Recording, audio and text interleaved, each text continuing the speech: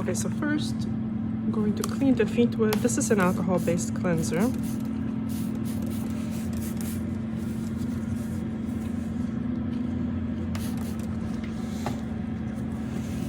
So I'm going to show you step by step how I do my dry pedicures, and I'm going to try to explain each step to the best of my ability. These nails had some trauma, we'll talk about it later, and they're nicely growing out, so that's good. It's important to keep the nails as short as possible when they're growing out, because the length can cause more trauma.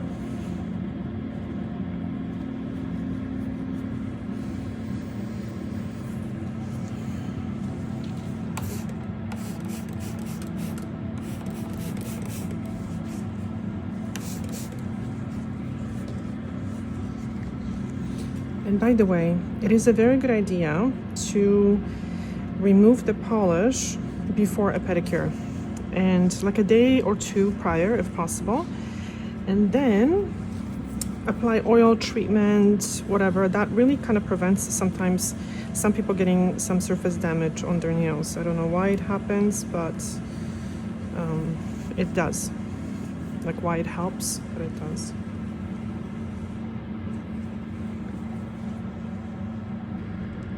Okay, so this client came in for a pedicure a month ago. So this is a monthly pedicure. And this is a very good example of why sometimes it's not possible to cut the nails straight across. So I'm going to shorten them as much as I can. And as you will see, they're not going to be perfectly square, and that's perfectly fine.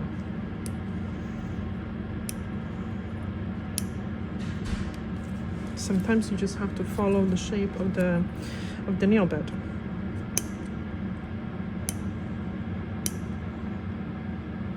And that's not going to make them ingrown or anything.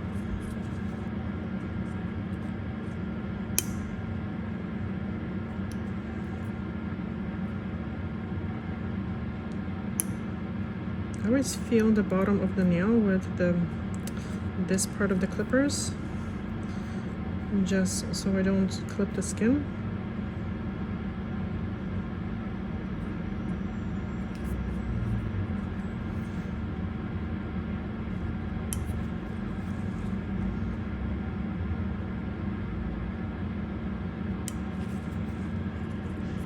This nail actually, it came off. This is why it's a little uneven, and that's what happens when the nail sometimes from trauma comes off. The surface is a little bit uneven. So there was like a ridge here. Well, it's actually not a ridge. This area is just lower and it's thinner. And that's normal too. So now I'm going to make this nail, try to make it short.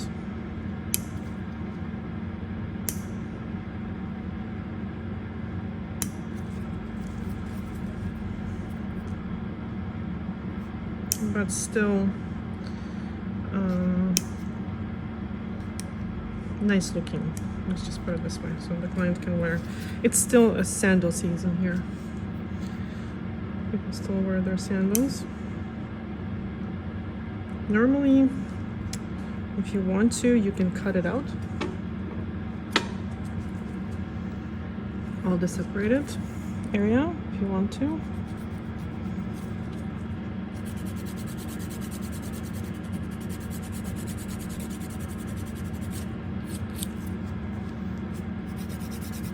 And it doesn't hurt. Like some people ask me if that's going to be painful.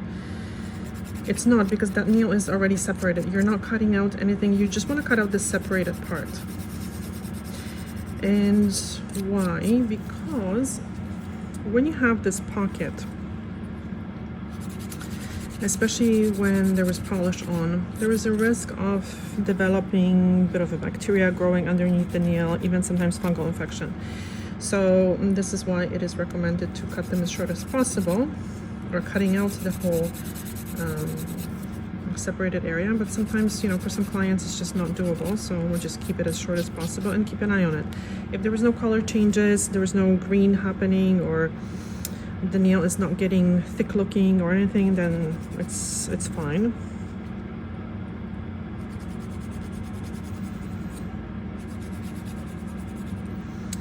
Sometimes you can use, there are drops that you can use, and just put a drop underneath every day or twice a day. I'll show you later on what I'm talking about, and I'll leave a link actually in the description box as well. See how I try to get underneath the corners just a little bit, just to soften the corners so they don't dig into the skin. I think there's a little crack here. That's what happens sometimes when you clip the nails, unfortunately. Even with sharp clippers, it can happen. There was a time where I was actually shortening the nails with e-file,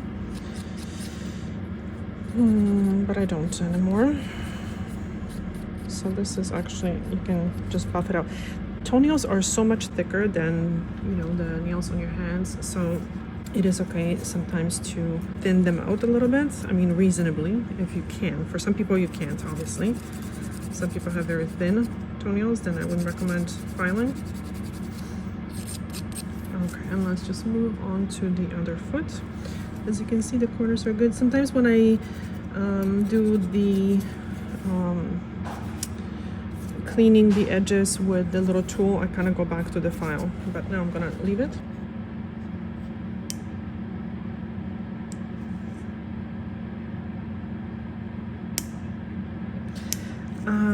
Another thing that people are asking me about these clippers. So I have a link for these clippers, these in the description box, and I like using them from clients because I'm kind of sitting in front of them, right?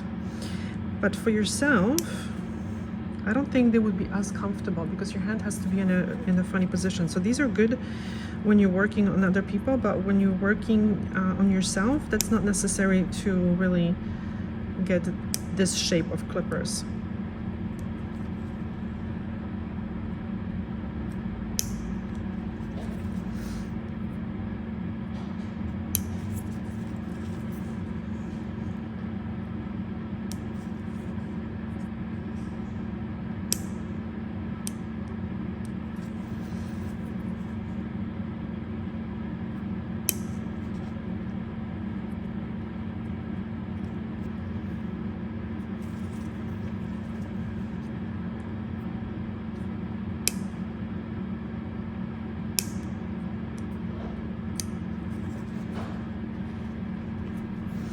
Sometimes what happens is when there is a trauma, there is some blood underneath them. I mean, it's dried out by now, but that's what the discoloration sometimes is. It's normal as well.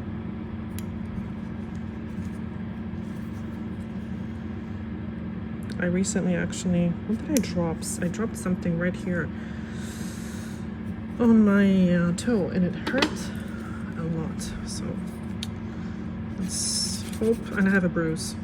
I don't lose my toenail. If I do, I'll make a video of the progress. What do they say? When the life gives you lemons, make a lemonade. Yeah. When you hurt your toenail, make a YouTube video about the process.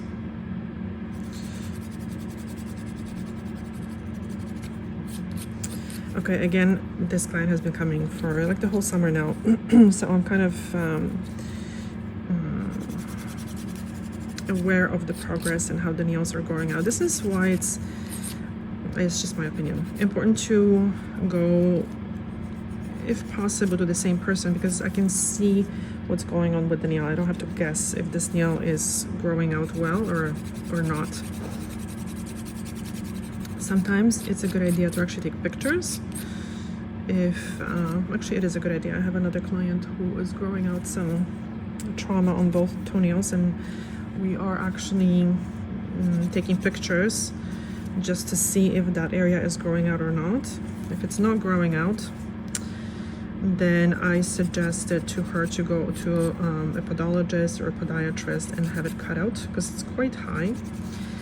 And I mean, sometimes I can cut it out, but I think sometimes it's better to just go to a podiatrist and have them evaluate the situation.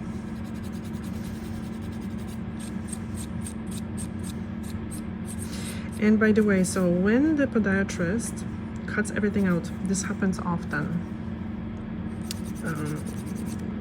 even with my clients.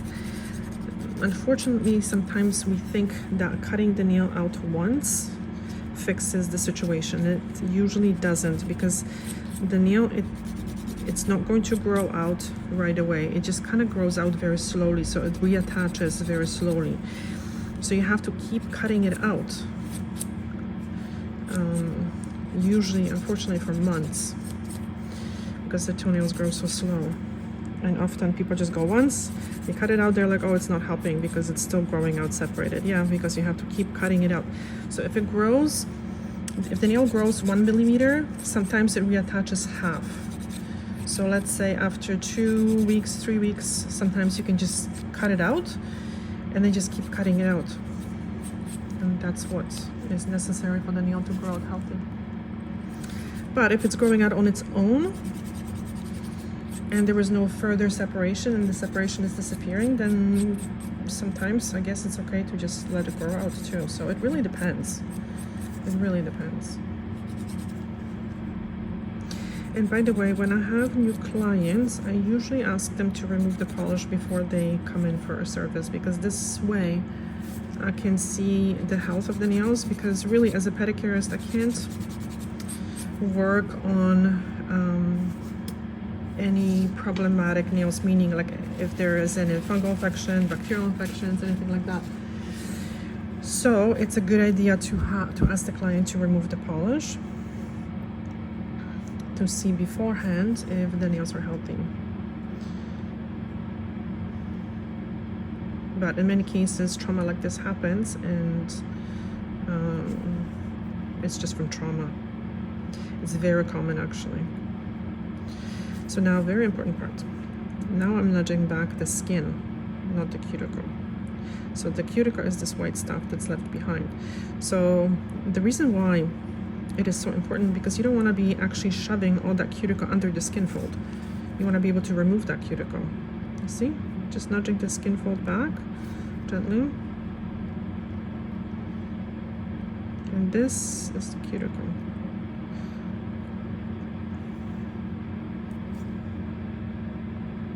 So I'm not going to be removing cuticle from underneath the skin fold. So the cuticle is needed basically to glue together the skin fold, so the skin here, it's actually a fold, to the nail.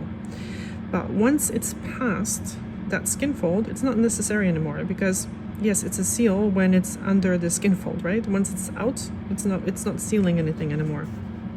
I'm just going to use this medium bit. It's not really necessary, but sometimes if there is some hardness around the nails, it's just easier to do this with this paper bit.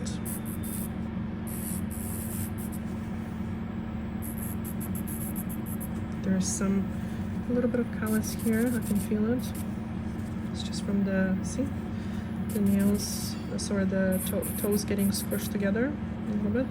So the key is to soften it, not to try to remove it. And here as well.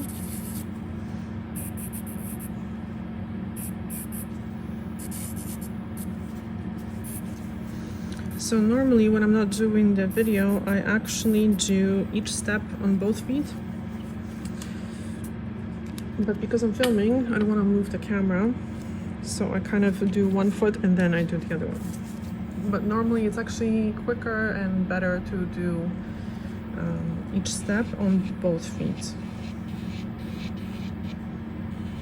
Okay, so now, as you can see, the white stuff is the cuticle, so I'm removing the cuticle with little taps. I have the machine set to 10,000 RPM. The bit is medium. You see the blue little band. The bit is from Erica. I absolutely love these bits. They're the best.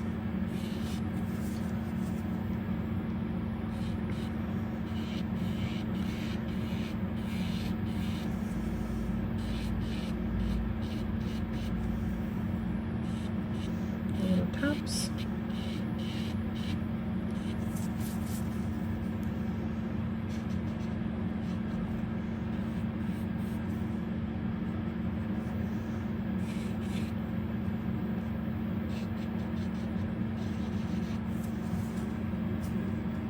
Just a little left in the corner. Okay.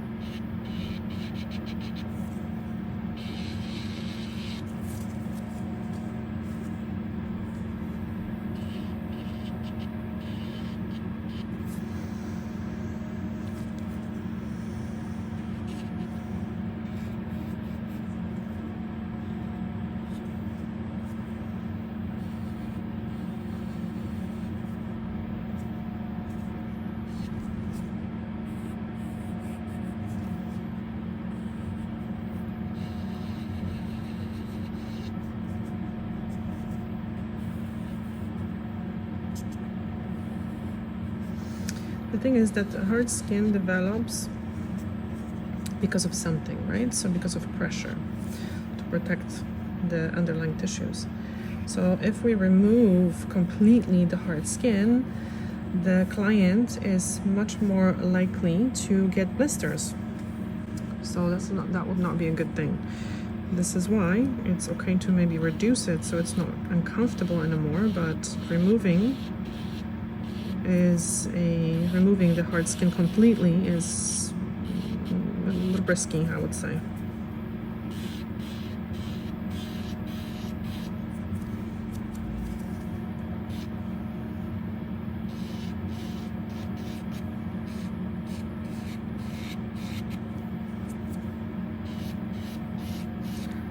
By the way, when you are doing dry pedicures, I don't think you should be doing them without a proper extraction. So I have a healthy air system here. You will still see the dust on my hands, which is fine because that's the heavy dust that doesn't fly away too much. But the dust that flies away in the air gets caught by the the vacuum thing.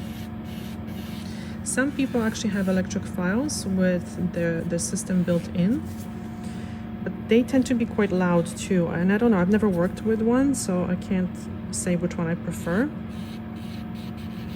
They're not cheap either, but they are necessary. Proper extraction is absolutely necessary because you know what? You never know. There could be some fungal spores floating in the air if you're filing into the nails that you might obviously not see, that there is some kind of infection or whatever, and you just don't want that to be flying in the air because that lands on surfaces and then later on you cross-contaminate stuff.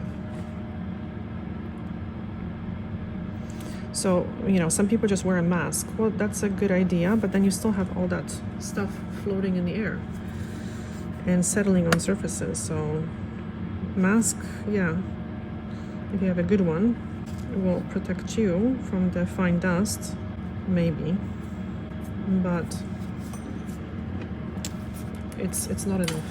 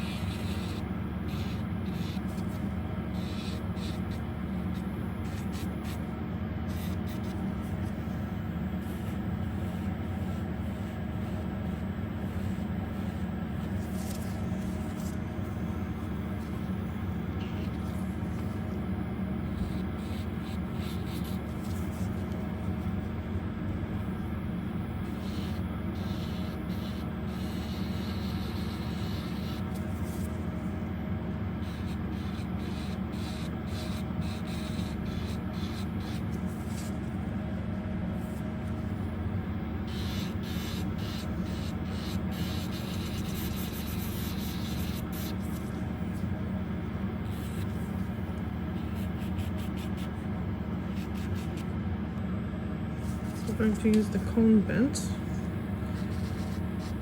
It's a smaller bit, so you can put it on 15,000 RPM. Just going to clean the corners a little bit. But I really try not to put a lot of pressure on the nail here, because if the nail is thin, I see a lot of times people just like, I don't know, they go in and then they file the nail.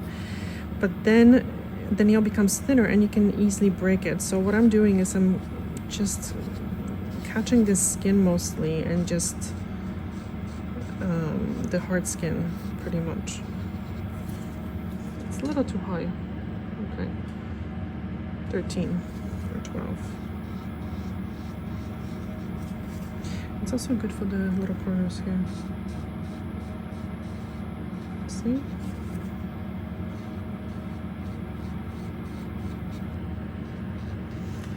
So this is on the forward. Now I'm going to put it in the reverse. And do this side.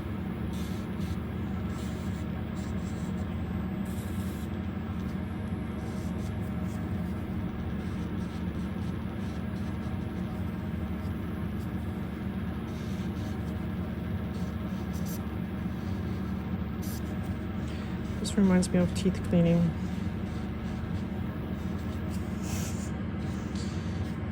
I had a client who was a dentist and she told me that I would be a good hygienist.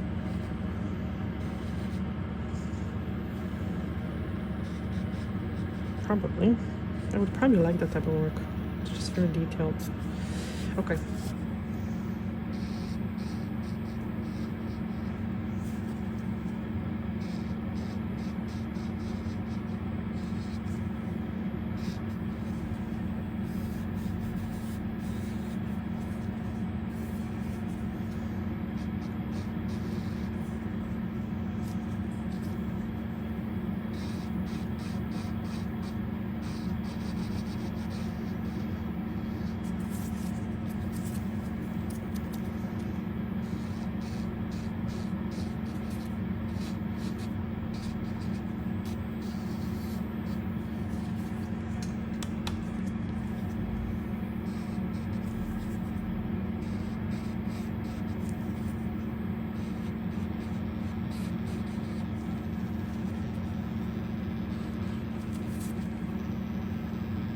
No, I don't think I did this nail.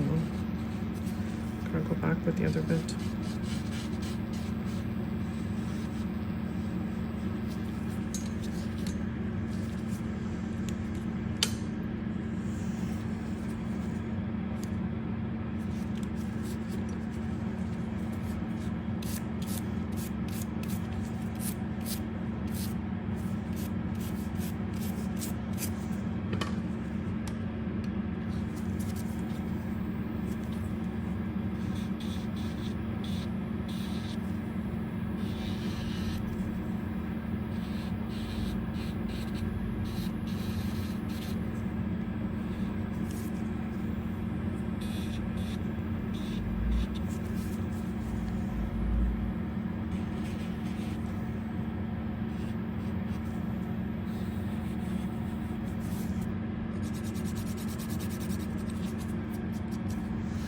So sometimes these nails, when there is a trauma, they're really separated and they're like white completely, but these ones are kind of not. So I'm just being, you know, gentle and careful.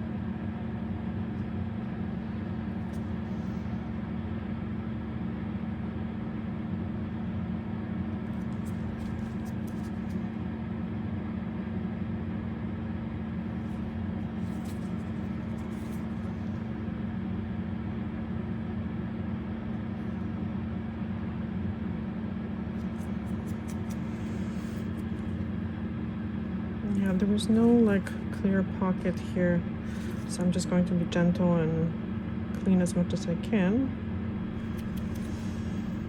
and let the nail grow out. All right.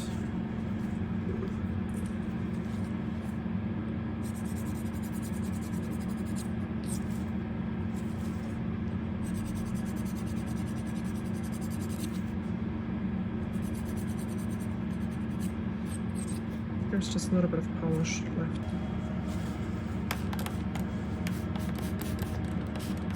This one is a little bit more separated because I can see the alcohol flowing into that area, so we'll see if I can clean it out.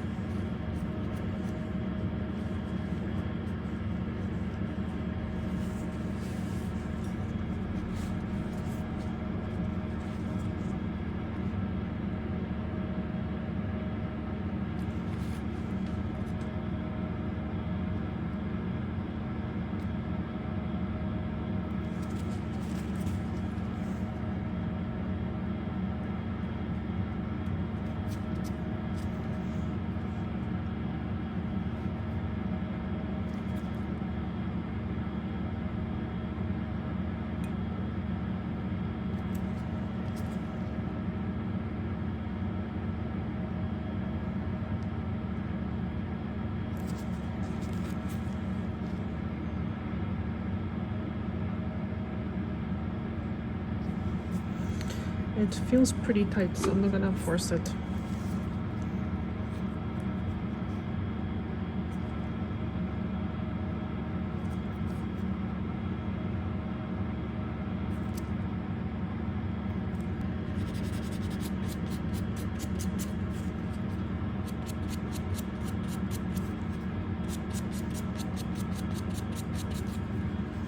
So like I mentioned earlier, the toenails are much thicker than the nails. So you can do sometimes a little bit of buffing. But also what I'm doing now is I kind of tilt the buffer.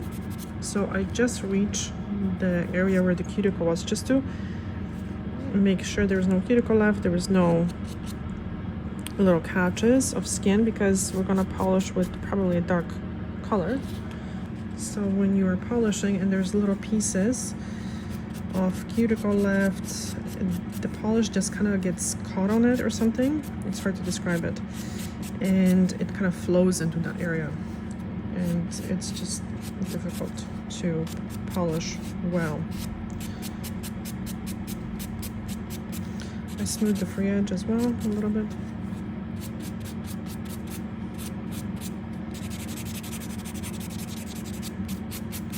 Okay, so very important thing. People very often confuse calluses and dry skin, and they just file everything. But there is no callus here. The skin is soft. There's just some dry skin. So yes, we can exfoliate the dry skin a little bit to make it feel a little bit better, but overdoing it actually will cause more harm than good.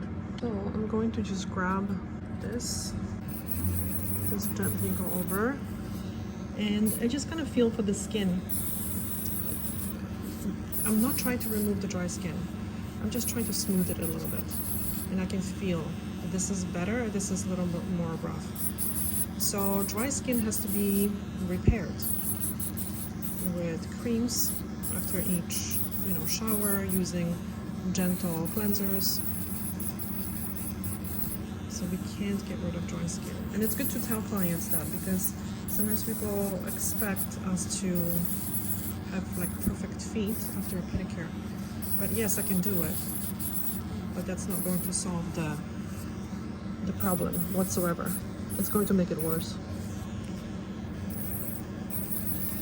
But unfortunately, we see so many like perfect before and afters, like dry skin, no dry skin, and I think we can just blame ourselves for maybe not showing the progress. And people think that we can fix dry skin. This is one of the things that I see a lot. Okay, so you see this is still going to look dry, but it feels smoother. Okay, so let's see if there is anything here. I'll file very, very little. There's a little bit here. What I'm going to do after I use I normally don't use scrubs, and I actually don't use that product as a scrub really. I use it as a mask. So I'm going to use the CND product. I think it's for hands actually, for the feet. For the feet it's a little bit, the one for the feet is a little bit too rough in my opinion. So the one for the hands, it contains citric acid, which is a nice chemical exfoliant. So what I do is I apply the scrub, but I don't scrub very much because I really don't believe that the physical exfoliation is that great.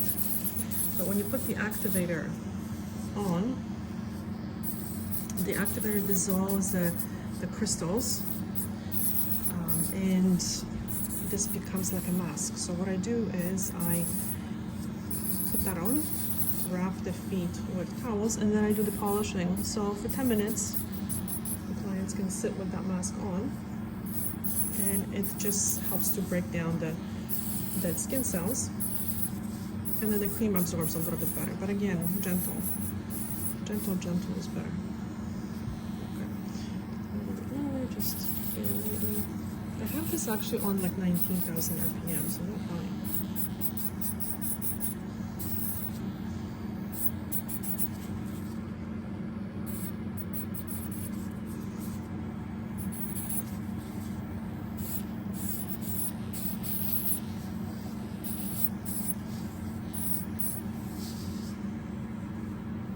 And let's also not forget that I just obviously wiped the skin, sprayed the skin with alcohol.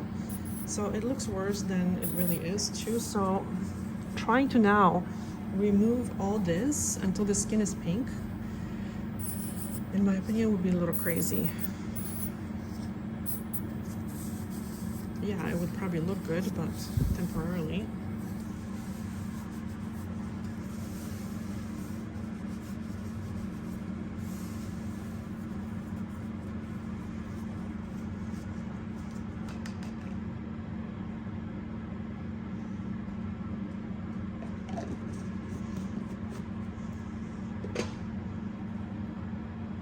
About this amount, and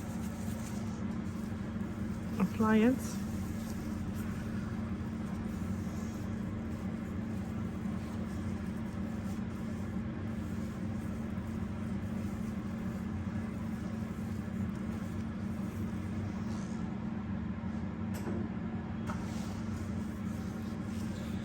And then follow with this.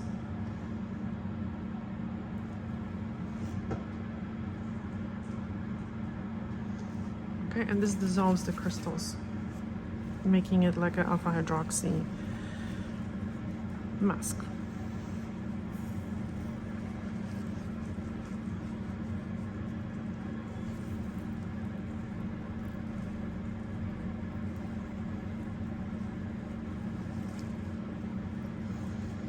So I think the product, the CND product for the feet, it contains salt as an exfoliant. I'm not a fan.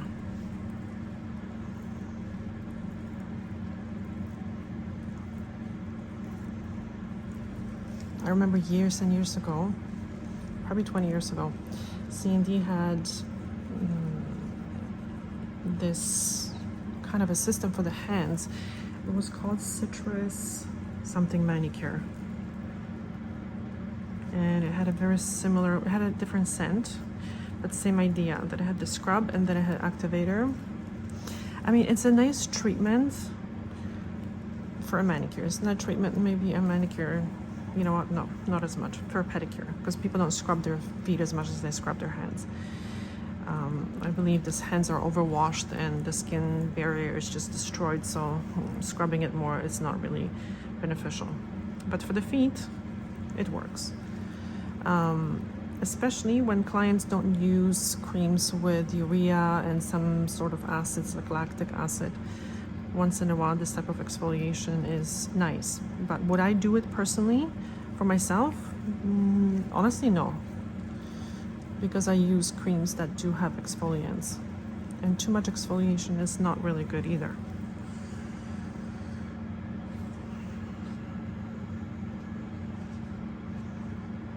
Okay, we're going to wrap this. No, this.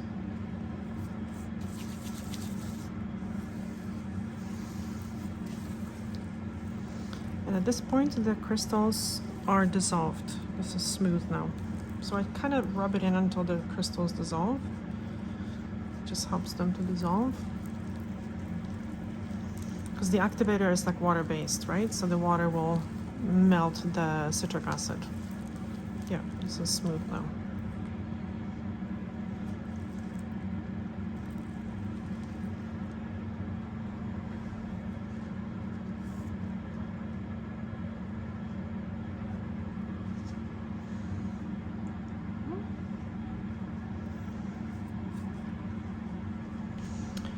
So we're going to polish with Dazzle Dry, and as you can see, the base coat is a little cloudy, so it's very important to now stand this in a little jar of very warm water so this warms up so it's clear. Very important, because if this is left like this, it's just going to peel off the nails.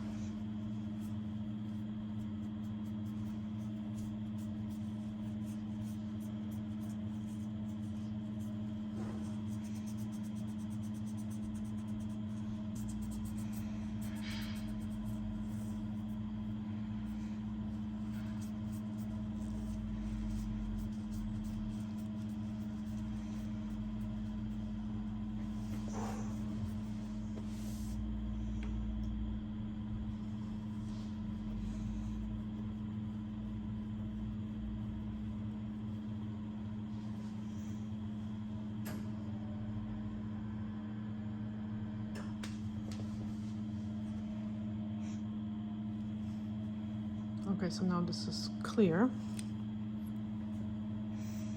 I'm gonna wait for this to dry a little bit because on the corners you can still see that it's a little wet. So I'm going to start with this nail.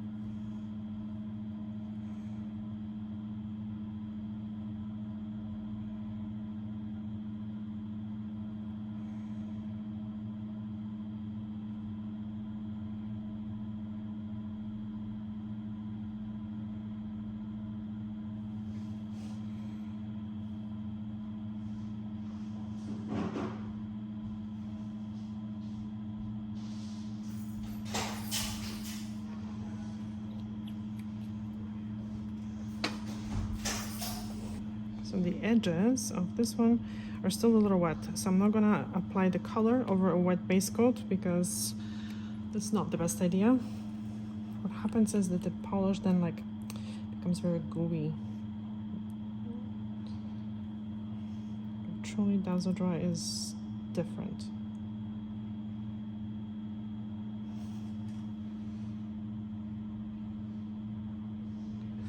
And you also want to make sure that the previous coat is dry before you apply the next coat, which doesn't take long. Usually by the time I'm finished with one hand or foot, the other one is ready to go. So if you guys are interested in the follow-up to see how the nails are growing out, please let me know in the comment section so I can invite this client in for a pedicure. Because here's what I do. Basically, I usually don't film like paying clients because no one wants to sit with me like, you know, talking to the camera. So sometimes I just basically offer free service and then I film it. That's how I do it. So if there is interest, then I can do it.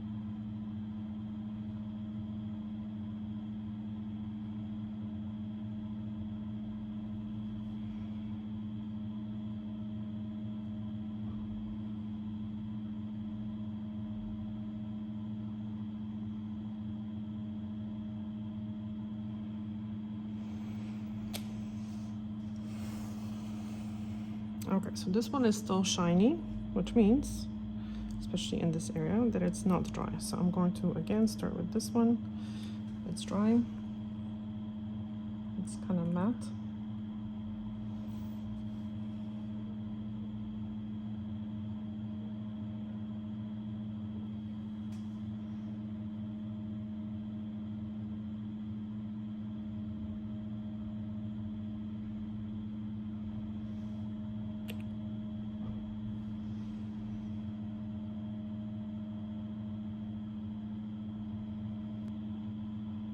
Actually, this bottle of polish needs to be thinned out. It's getting a little too thick.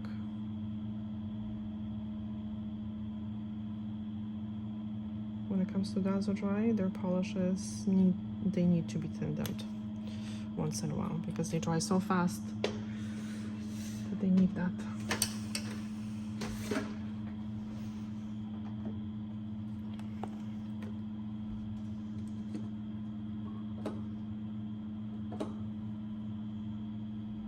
Just going to clean up the edges a little bit.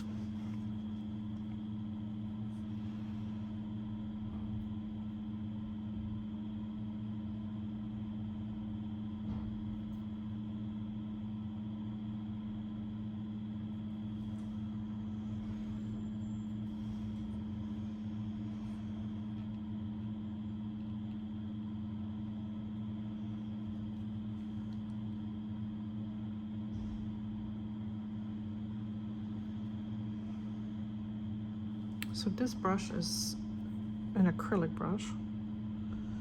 It's number like 6, 8, something like that. That I obviously never use for acrylic. And I just use pure acetone to clean the edges. And the acetone obviously dries out the little bristles, right? So what I do is after I'm finished, I just put some oil into the bristles and I shape it like kind of like this, like you would with acrylic, and that keeps the brush good. I'll show you how I do this in a minute.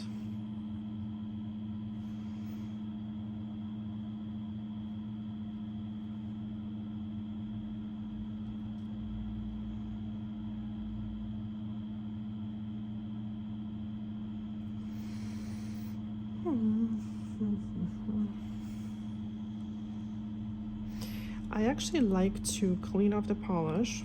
Now, if the polish like flows into the skin, I use a stick to clean it up right away. But just to shape the edges, the border, I prefer to do that when the polish is dry. Because when the polish is wet,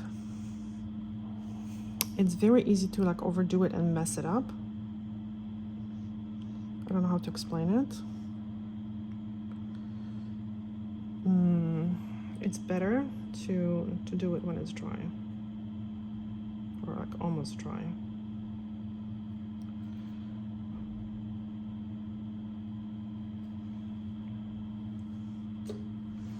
Okay, top coat. Now that this is dry,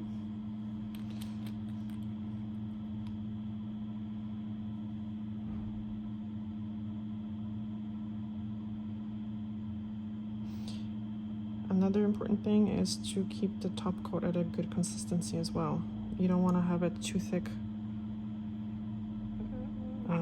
especially the top coat, I think,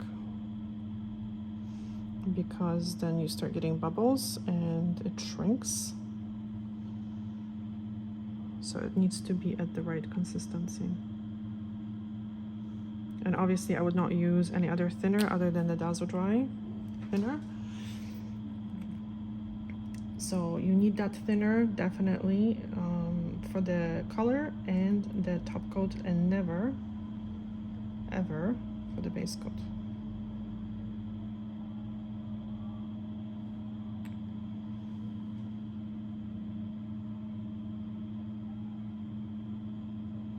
So I'm just going to carefully now, so I don't touch the polish, just remove majority of the mask.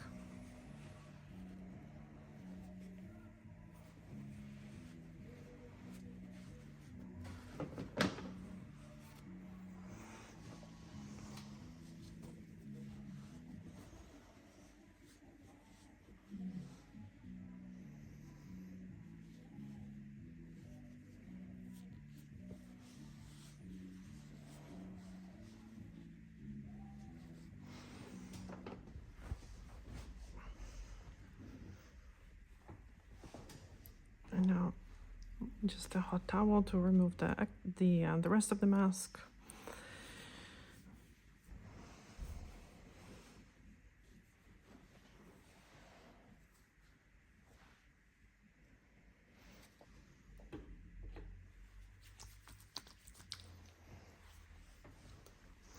So now by the time I'm done with the massage, which takes like, I would say almost 10 minutes, the toes are going to be dry and the client can put their shoes on, which is amazing.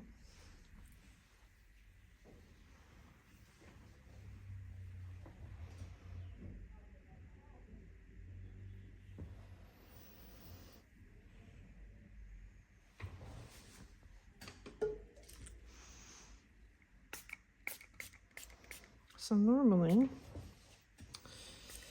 Dazzle Dry does not recommend quick dry sprays. This is a silicone-based spray, silicone with some oil. So we'll just try it.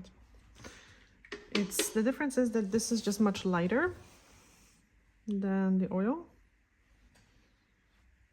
And then I don't have to like rub it in or anything. So we'll see how this lasts, like how it affects the polish. It's going to be a good test. All right, we're done. So that takes about, I don't know, an hour and 15 minutes normally, these pedicures. Thank you so much for watching, guys. One more thing. So here's what I do. Just wipe the feet before the client puts their shoes on, just so they're not sliding. That's an important part.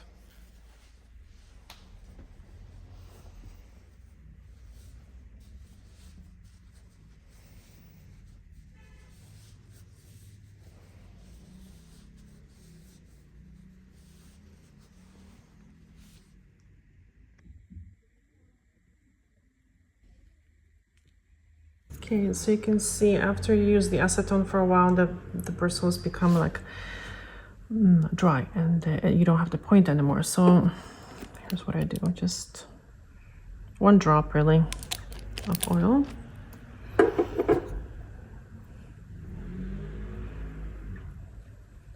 And I kind of work it into the brush, and then I twirl it like this. See? And then remove the excess a little bit and leave it on like this. And somehow it just keeps the point nice and tight.